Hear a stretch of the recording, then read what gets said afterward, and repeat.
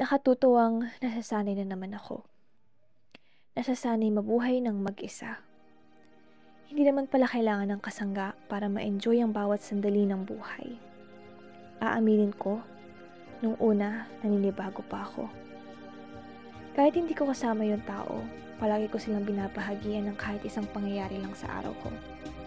Subalit dumating ang oras, tulad ng isang nobela, kanta at palabas, kung ano meron pala kami magwawakas. Tama kayo, hindi madaling kumalas. Lalo kung sanay ka lang nandyan siya pagsapit ng ngiti. Pero tingnan niyo ko, ayos na ulit maging masaya kahit wala na sila. Sana lang wala na magbago pa ng pagtanggap ko sa pagiging mag-isa. Hindi ko inaalis ang posibilidad na may para sa akin.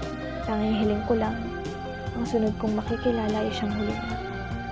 Ayoko nang masanay na may kasangga sa lahat ng bagay. Pagkatapos, kailangan ko na namang umulit sa umpisa. Bumalik sa umpisa kung saan dapat akong masanay na ako'y parang nasa isla.